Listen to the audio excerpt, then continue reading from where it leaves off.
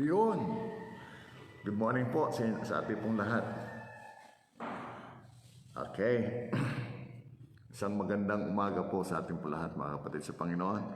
Kanina pa po ako nagtatry. Ayaw pong mag-play ng ng ating pong FB Live. So, today is a special day. Today is my wife's birthday.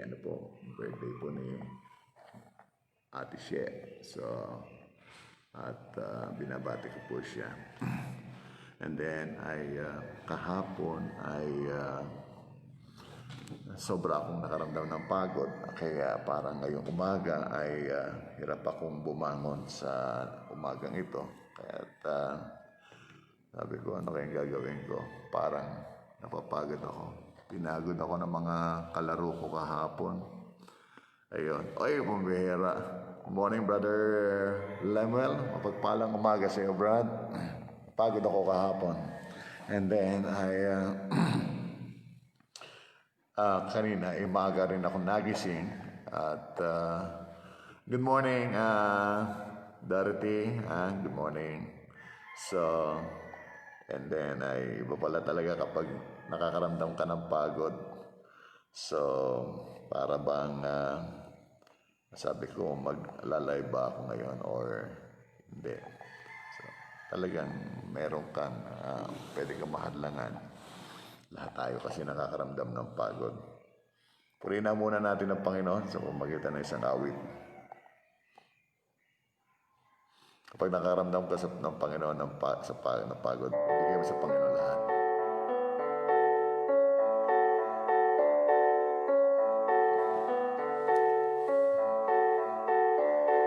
Kung walang sigla ang iyong buhay at para kang paikot-ikot lamang, ang pangarap mo walang katuparan, ilagak mo kay Kristo paanan. Ibigay ang lahat kay Jesus, ilagak na bigong pangarap, pusong wasan. Ibigay ang lahat kay Jesus, ilagak. Lungkot mo'y papalitan niya ng galak.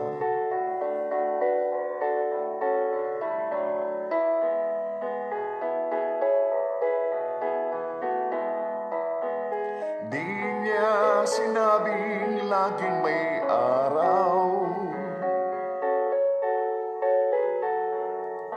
o kaya'y hindi na uulan. Siya ay nangako ng pusong payapa,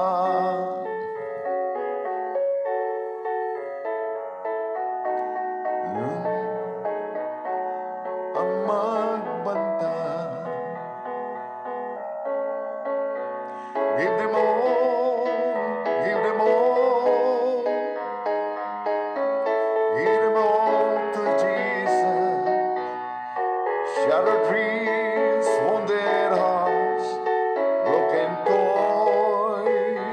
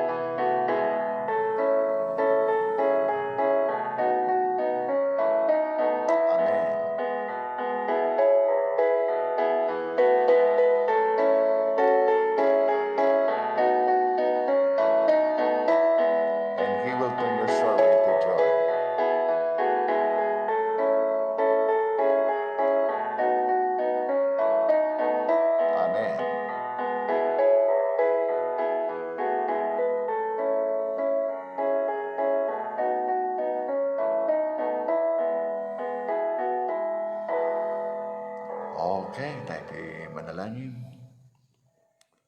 Marami pong salamat po, Panginoon, sa kapahingahan sa buong magdamag. Marami pong salamat po sa buhay na kaloob mo sa araw na ito. Ako po ay nagpapasalamat po sa iyo sapagkat ngayong araw na ito ay kaarawan ng aking asawa. Salamat po, Panginoon, sa iyong pagbibigay ng maayos na kalusugan sa aking asawa, Panginoon, kay Ma'am Cheryl Lintay. Dalangin ko po, Panginoon, siya po yung isang malaking pagpapala po sa ministry dito po sa Church ng Lord of Glory Bible Baptist Church, at lalong-lalo na sa aking pamilya, Panginoon. Pinupuri kita sa pagkakaloob mo sa akin ng mabuting kabiyak, mabuting partner in the ministry. Salamat po sa church, at dalayan ko po ang mga members at sa lahat po ng mga nakakaranas ng kapaguran, nakakaranas ng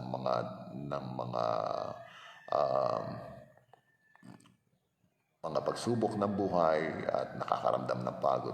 Tulungan niyo po kami, Panginoon, sa umagang ito. Mapagpala mo kami, Panginoon, sa pamamagitan po ng iyong mga salita. Kaya Lord, muli po sa umaga pong ito, ay manguna ka po sa amin. Ito po ang aking dalangin sa pangalan ni Jesus. Amen. So muli ay isang mapagpalang umaga, Brother Lemuel, at sa aking napakamagandang pamangkin, si Dorothy, at ang kanyang pamilya, at ang iyong mga anak. Ingatan ng Panginoon. At happy birthday daw, Ma. Happy birthday. So maya-maya, nandito na rin sila dahil prayer time. Gusto ko lang mag-share sa inyo po ng ilang mga bagay tungkol po sa mga pangako ng Diyos doon sa lahat ng nakakaramdam ng pagod.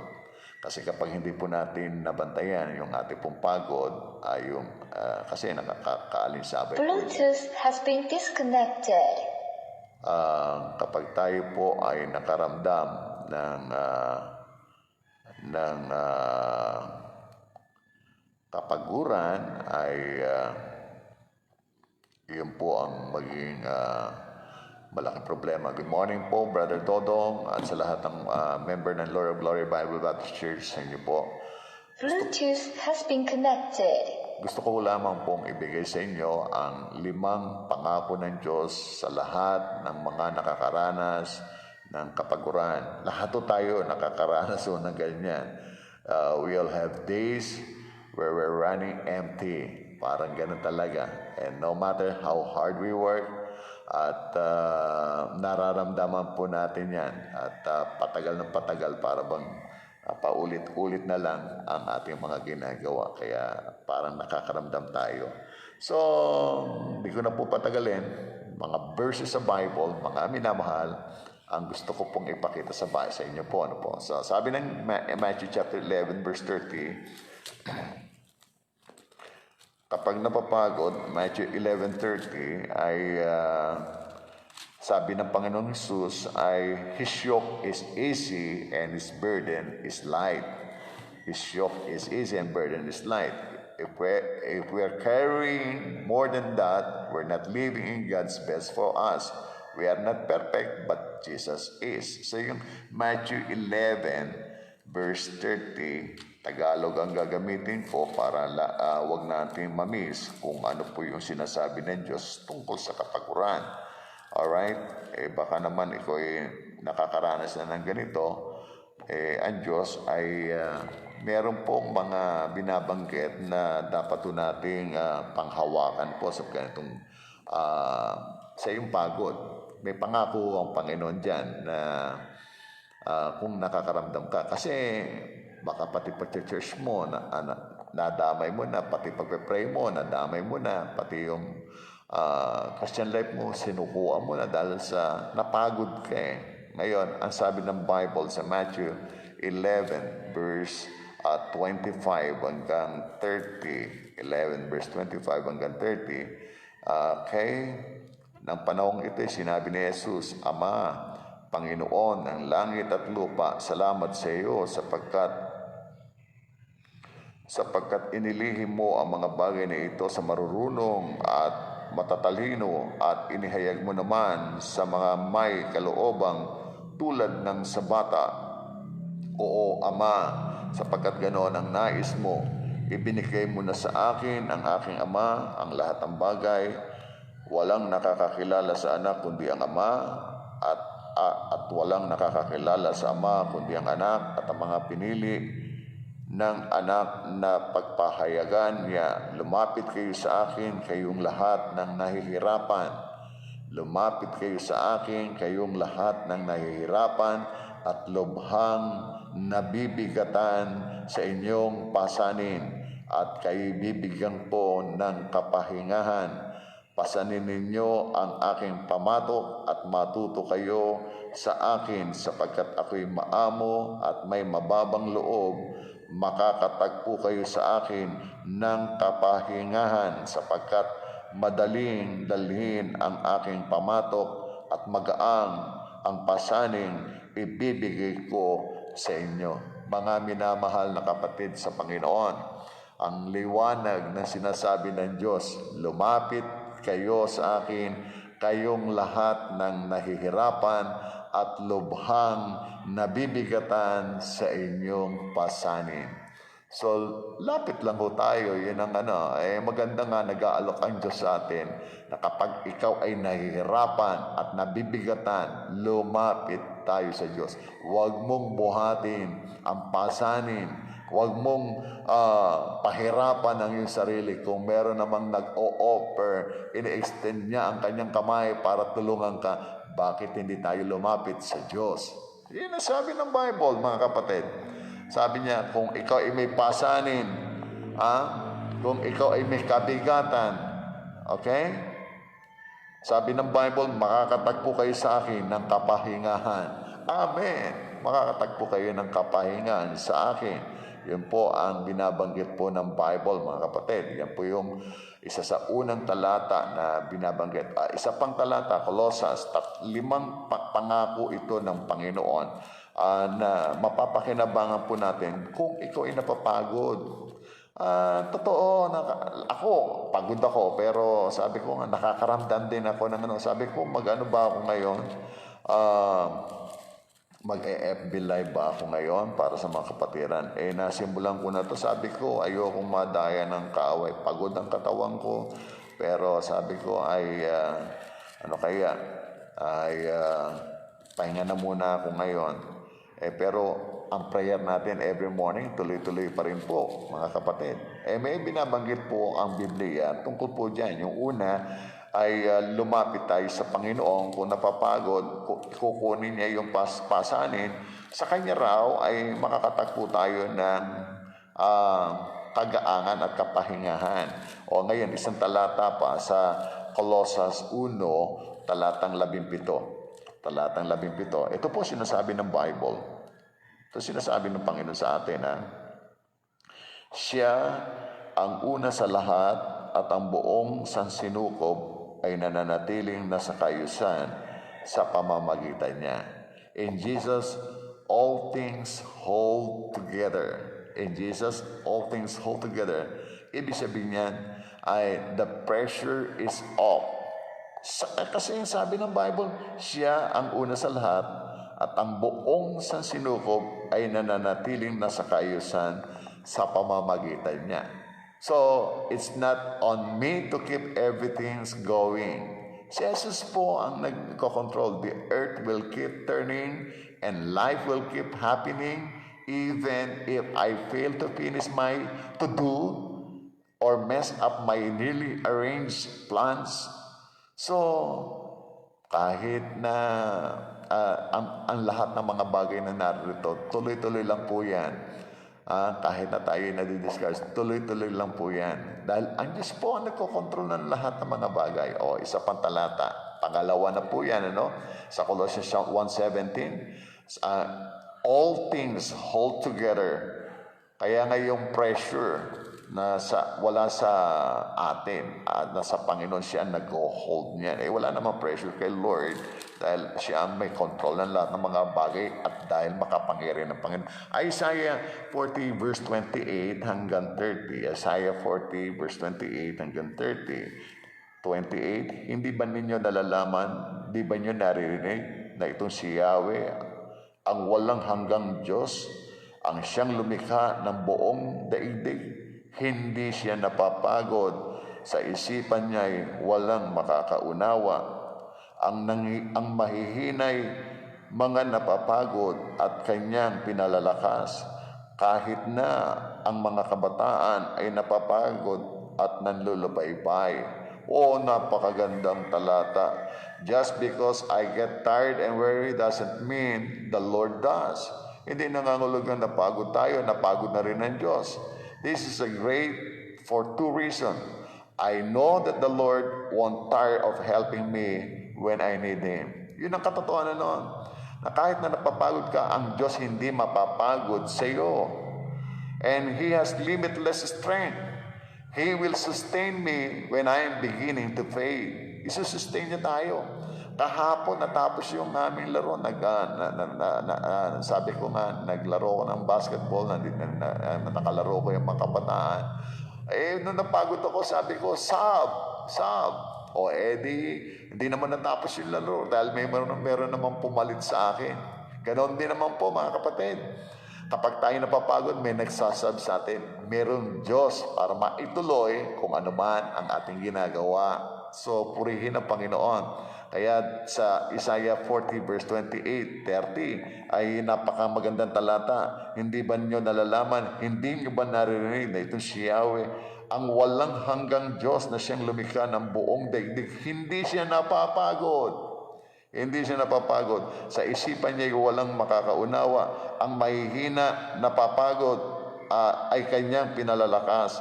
Kahit na ang mga kabataan ay napapagod at nanlulupaypay, ngunit muling lumalakas at sumisigla ang nagtitiwala kay Yahweh. Kapatid, kung ikaw ay nangihina, sabi ng Matthew 11:30, lumapit ka sa Kanya. Lumapit ka sa Kanya. Ang sabi naman ng Colossians 1:17, siya ang nagko-control, siya ang nag-hold. At pagkatapos, sabi ng Isaiah 40 ay binabanggit niya na ang Panginoon ay hindi napapagod. Hindi napapagod. Kung mapapagod ka, isusustain ka niya para makapagpatuloy ka. Gaya ngayong umaga, nagtatalo ang isip ko kung ako ba ay babangon ng maaga pagkatapos ako ay magde-devotion tayo ngayong umaga. Pero God sustain. God sustain. Ang hirap pang magbukas ng FB Live kanina. Sabi ko, pambira, parang hindi ako makapag ngayon at magpe-prayer time po kami ngayong umaga. Kaya kahit ang mga kabataan ay napapagod at nanlulupaypay, normal na napapagod at nanlulupaypay tayo mga Kristiyano, pero lapit tayo sa Diyos. Tutulungan niya tayo. Panunumbalikin niya lakas natin. Amen. 2 Corinthians 9:8 sa pantalata. 5 lang talata ito mga kapatid, na para lamang ma-encourage tayo ng kanyang mga salita. Salamat sa Diyos na mayroon nag-i-encourage sa atin na kanyang mga salita. Bangon tayo, wag tayong bibigay. Naiintindihan ka ng Diyos sa mga kapaguran na yan. Naiintindihan ka ng Diyos sa mga kabigatan, sa mga pasanin mo. Pero mayroong salita ng Diyos na mayroong kasagutan sa mga pinagdadaanan natin. 2 Corinthians 9:8, sabi ng 2 Corinthians 9:8, ito sinasabi, mga kapatid, pakinggan ninyo, magagawa ng Diyos na pasaganain kayo sa lahat ng bagay. Di ba? Sabi ng Biblia, magagawa ng Diyos na pasaganain kayo sa lahat ng bagay at higit pa sa inyong pangangailangan upang sumagana kayo para sa mabubuting gawa.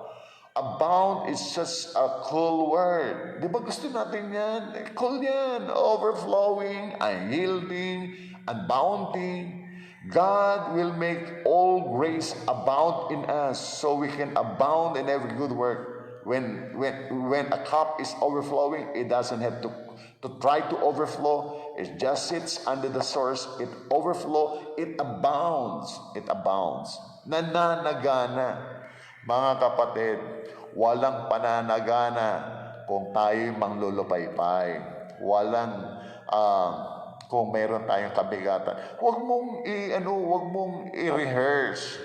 Huwag mong yung mga Alam ko may pinadadaanan pa tayo, no? Alam ko may pinadadaanan ka. Maaaring ang mga pangangailangan, maaaring pamilya, maaaring mga anak. Kahit na ano, ibigay sa Diyos. Kaya nga sabi ng awitin, give them all to Jesus, shatter dreams, wounded heart. And sabi nga, ibigay ang lahat kay Jesus. Lungkot mo, ipapalitan niya ng galak. Kapag hindi mo binigay, talagang napakabigat po niyan. Napakabigat. Kaya sabi ng Bible sa huling talata, Galatians 6:9. Galatians chapter 6 verse 9. Yan. May binabanggit ang Bible, nakakatuwa. Kaya nga dapat ini-encourage ko po kayo talaga araw-araw magbigay ng 15 minuto na Bible reading. Makakatulong po ito hanggang makasanayan nyo. Nalagpas na kayo ng 15 minutes. O ngayon, dito sa Galatians chapter 6 verse 9, kaya huwag kayong mapagod. Sabi ng Bible, huwag tayong mapagod sa paggawa ng mabuti sapagkat pagdating ng takdang panahon, tayo ay aani kung hindi tayo susuko. Amen. Diba? Napakaganda. Sabi, kaya huwag tayong mapagod. O huwag kang mapagod. Huwag kang mapagod. Yung pag-church mo, huwag mong katamaran. Huwag kang sumunod sa discouragement mo. Naku po. Sabihin na natin, naging matagumpay ka sa hanap buhay mo. Ano ba yan? Hindi ka ba marunong magpasalamat? Nakakahiya ka naman. Pinagpapala ka ng Diyos. Hindi ka marunong magbalik ng pagpapasalamat. Hindi ka man lang makasilip. Marami ka ng dahilan. Kayang bawiin ng Diyos ang mga bagay na yan. Dinadahilan mo, anak mo, kukunin ng Diyos yan. Kukunin ng Diyos yan. Dinadahilan mo, trabaho mo, aalisin ng Diyos yan. Aalisin ng Diyos yan. Ang kapal natin sa mga mabubuting mga bagay na tinatanggap natin, hindi tayo marunong magpasalamat.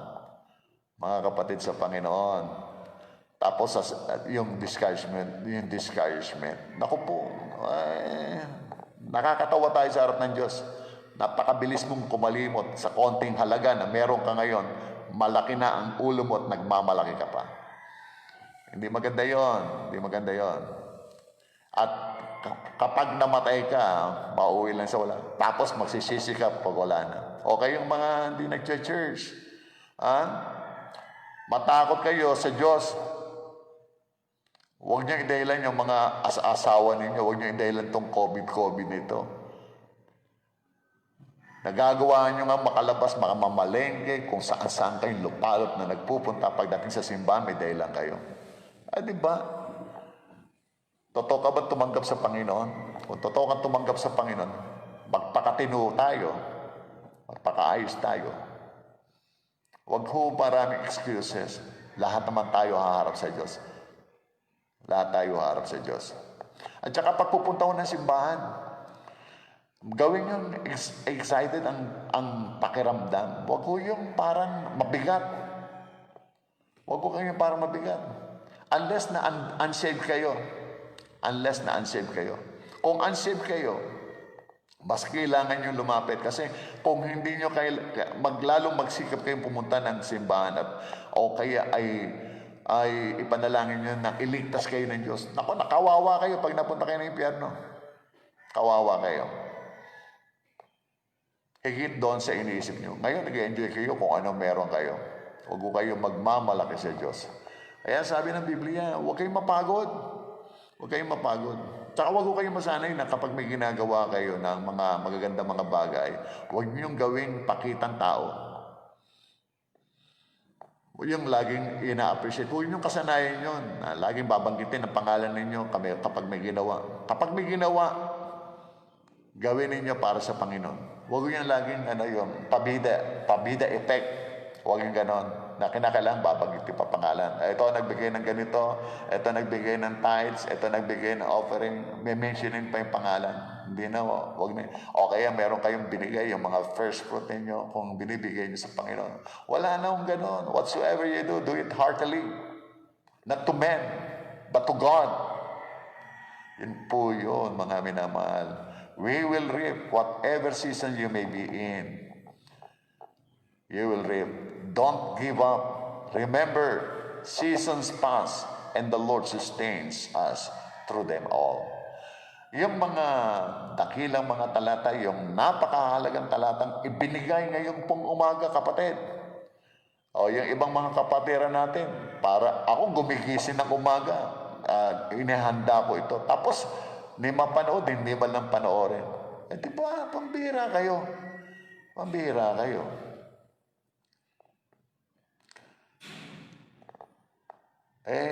Mag-isip-isip po kayo. Sa akin, walang problema. Dumating po tayo dito sa Cavite na ako lang. Kayo iniligtas ng Diyos, inilagay kayo din sa gawain ito. So, maging tapat po tayo. Kakaunti na lang ang panahon, discourage pa kayo. Pahiya-hiya pa kayo.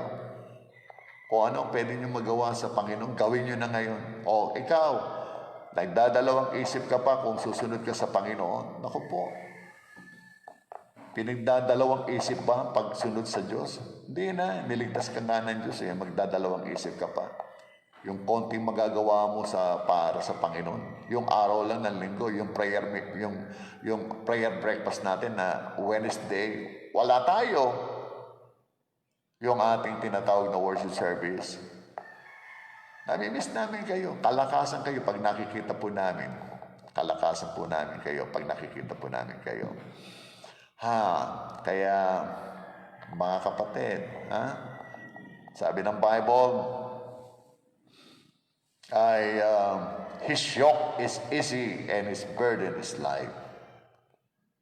At kung meron ka pang mabigat na dinadala, problema mo na yan. Dahil sabi ng Bible, ang kanyang pasanin ay magaang na ibinibigay sa atin. Ibigay mo na lahat yung pasanin yan sa Panginoon. Okay, isang magandang umaga po sa ating pong lahat, sa ating pong mga kaibigan na nakikinig po at nakakaabot po ito. Mahal ho tayo ng Diyos. Ang gusto ng Diyos ay yung tinatawag na religare, hindi religion. Religion means religare, to tie again. To tie again, upang ipanumbalik, again. Nawala kasi tayo sa Diyos. Sabi ng Isaiah 53:6 na kanya-kanya ang tao. Ang dahilan ay bunga ng kasalanan. Pumasok ang kasalanan po, sabi ng Biblia sa Romans chapter 5 verse 12 na ang sabi ng Bible sa Romans chapter 5 verse 12 ay ang kasalanan ay pumasok sa sanlibutan sa pamamagitan ng isang tao. Pumasok ang kasalanan sa sanlibutan sa pamamagitan ng isang tao at ang kamatayan ay pumasok sa pamamagitan ng kasalanan. Dahil dito lumaganap ang kamatayan sa lahat ng tao sapagkat ang lahat ay nagkasala. Ito yung tinatawag na virus, pinakamalupit na virus. Pumasok ang virus nito sa pamamagitan ng isang tao. Okay? Yung kasalanan, yan yung virus. Yan ang nakakatakot na virus. Yan ang sinasabi ng Bible. Huwag niyong katakutan na pumapatay ng katawan, bagkus ang katakutan niyo yung pumapatay at pumupuksa sa katawan at kaluluwa doon sa impyerno. May virus at ang tawag sa virus ito, kasalanan. Ang sabi ng Bible, ang kasalanan ay pumasok sa sanlibutan sa pamamagitan ng isang tao at ngayon lahat ay makasalanan. Matindi. Lahat pupunta ng impyerno dahil pumasok ang kasalanan sa sanlibutan. Di ba? For all have sinned and come short to the glory of God. Kaya nga kapag tinanong ka kung sakali bang mamamatay ka, alam mo ba kung saan pupunta yung kaluluwa? At kung paano ililigtas ang sarili mo, ang sabi mo, gumawa ka na mabuti. Di ba?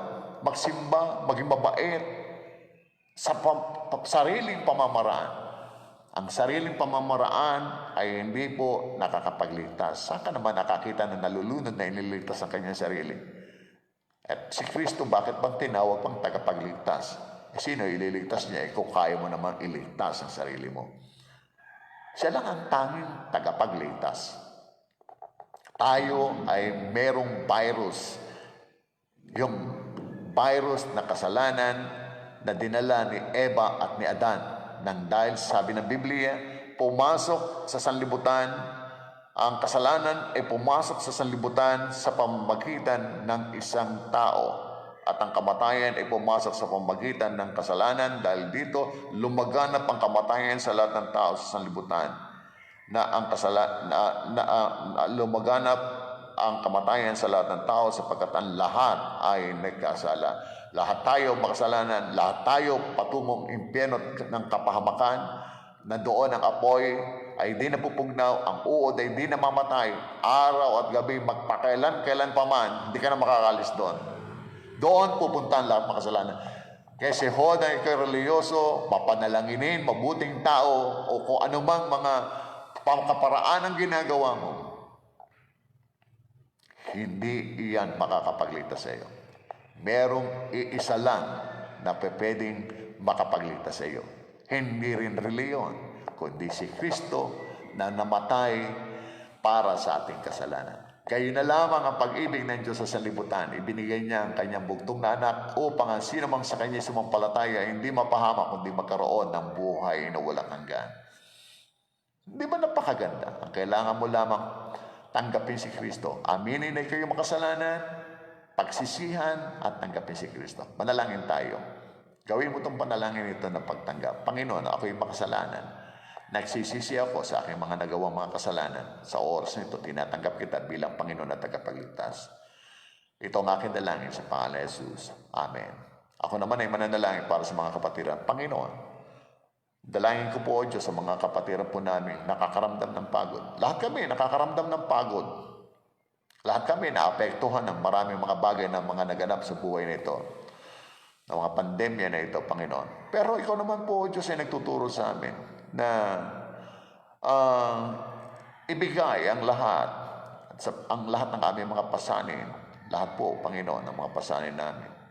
Dahil ikaw, merong kagaangan sa iyo. At kaya ni Panginoon, ay ikaw naman din na may kontrol ng lahat ng mga bagay. Kahit naman kami magmukmuk, wala rin naman maitutulong ito sa amin. O kahit na hindi kami magsimba, hindi rin naman titigil ang pagkilos ng Diyos sa buhay ng bawat isa sa amin. Dahil ikaw ang Diyos na hindi napapagod. At pananaganain mo po, Panginoon, ang mga lahat na nagtitiwala sa iyo. Kaya nga sabi ng Bible, ay kami ay aani sa panahon na huwag kami mapagod, darating ang panahon na aani rin kami. Panginoon, sana makita ng mga member ng church kung ano man ang kanilang kinakarap ngayon. Malayo na ang narating ng kanilang buhay Kristiyano. Huwag na silang patatangay pa sa udyok ni Satanas upang ilayo sila sa presensya ng Panginoon. Kaya dalangin ko po ang member po namin sa Church ng Lord of Glory Bible Baptist na magpakatatag at magtiwala po sa iyo. Dalangin ko po, Panginoon, ang lahat na ito sa pangalan ni Jesus. Amen. Ako po ay nag-aanyaya sa ating pong panambahan dito sa aming mga kaibigan. Nakakaabot po rito sa Lord of Glory Bible Baptist Church. Ito po ay nasa lugar ng Heart Foundation, Punta Uno, Tansa, Cavite. At ang aming pong panambahan ay maaga, alas 6. Nagsisimula po tayo. At dahil po sa mas maganda na maaga. Alas 6 hanggang alas 9 po yan. Yung 6 to 7 po yan ay breakfast. Ang prayer breakfast natin ay every Wednesday, 6 to 7 breakfast. And then 7 to 9 ay ating po tinatawag na prayer time. Yung worship time naman natin ay ganon din. 7 to 9 ay worship time. So, magandang umaga po mga kapatid. Ibigay natin kay Jesus ang lahat. Matuto tayong ibigay ang lahat. Huwag mo tayong mag-isip. Huwag mo nating ariin. Yung alalahanin natin, ibigay natin sa Diyos. Amen. Magandang umaga. God bless.